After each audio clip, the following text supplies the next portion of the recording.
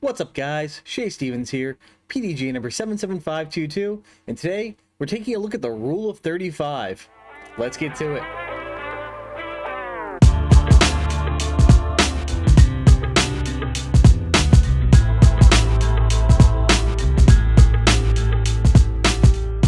So years ago, at least 5, I was just browsing on the internet for some disc golf tips, and I came across, it was a Reddit post where someone suggested the Rule of 35 for somebody who was struggling with their drivers. Now, what this rule is it says throw your distance drivers in a field, measure them, average those distances, and then divide that number by 35, and that will tell you what speed of disc you should be throwing. I went out to the field. I had ballistas in my bag, destroyers, wraiths. I had some 12 speeds where I was throwing like torrents and hurricanes from DGA. So I threw all those out in the field a bunch of times, averaged it, and I found my number was like 10.6 or something, 10.5. So I said, okay, I should be throwing 10s and 11 speeds. So I got rid of all the 12 speeds and up. I limited myself to wraiths and then eventually my photons for MVP.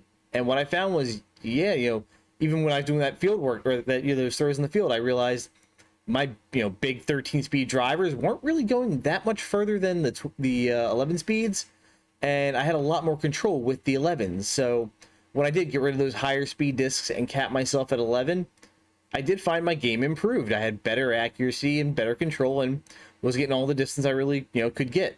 So it worked for me, and I've done this with a few other people, and it worked for them. They were always trying to throw, Corvettes and, Shrikes and all these, big arm discs. And I usually have them step down to something like, for one guy, I had him throw like my Volts, 8 and 9 speed. And literally, like, I could take 2 steps from my Volt to his Shrike.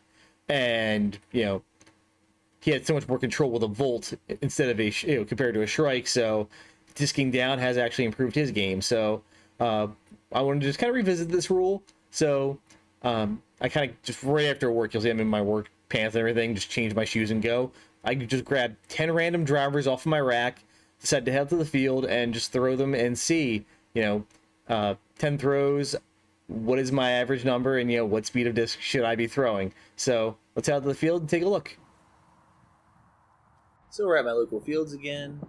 It was a bit of a crosswind today, about 5 miles an hour from right to left, so not quite ideal for throwing distance drivers, but we're going to make do, and I just really want to throw.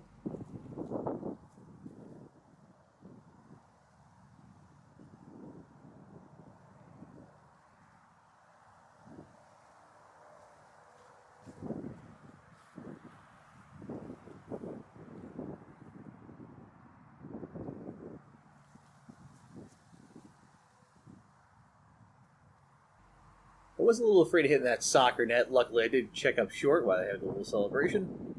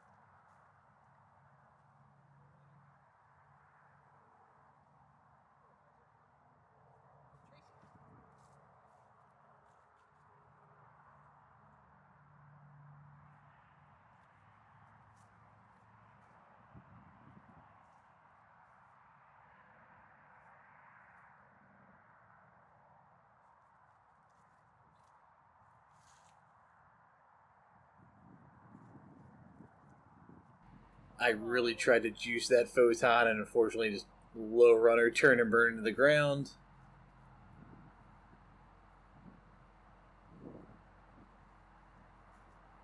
Stutter there. I forgot if I showed the disc or not to the screen. And unfortunately, I do the same thing with the Octane that I did with the Photon. Just turn and burn it. So I'm going to jog out there real quick, grab those two, and just rethrow them so they're respectable, hopefully.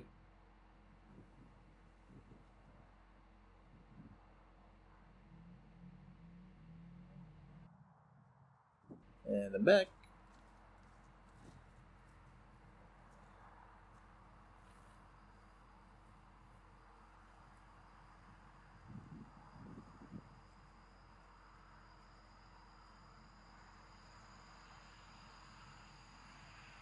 Much better throw with the Photon.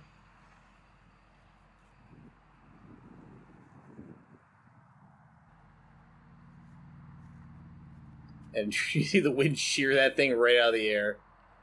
Not much I can do about it. And heading out with the Bushnell. On the left-hand side, you'll see the measurements for my 10 throws. I knocked off the shortest throw and the longest throw, used the remaining 8, got an average of 370.75 feet, divided that by 35 to get a disc speed of 10.59. So conditions and all things considered, I'm still around my 11 speed mark, which is fine for me. I really like my photons. I have great control over them.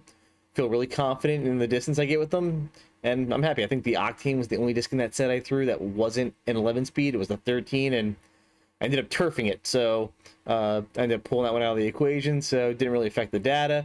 Some might say the fact that I'm throwing only 11 speeds kind of, it's kind of invalid for me doing this, so I encourage you, give this a shot. Take your drivers out to the field, throw them a bunch of times, take your measurements, average it, divide by 35, and see, what is the speed you should be throwing according to this formula.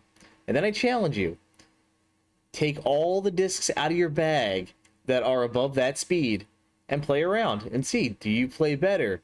Or even when you're doing that field work, just take a moment to look, is there a point where the discs are kind of like stacked up on top of each other despite their different speeds? Give it a shot, guys. It was beneficial for me. I feel like I gained a lot of control in my game. Even especially out in those big field shots, I felt more in control and was placing my disc in better spots instead of just, spraying and praying something's fast, like a 13 speed. So, again, give it a shot and then chime down below in the comments. Let me know if you give it a shot. What was your result? Did it, help you out? Let me know if you've tried the Rule 35 before already, and if so, did it work?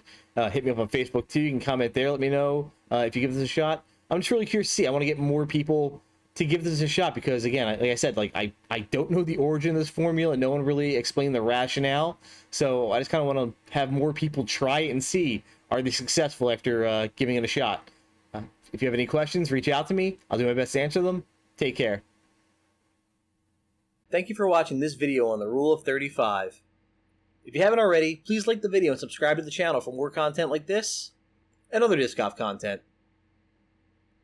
A reminder that my Beat the Basket Basher challenge is running until Sunday, November 21st at 8 p.m. Eastern Time, so get a submission in before the window closes.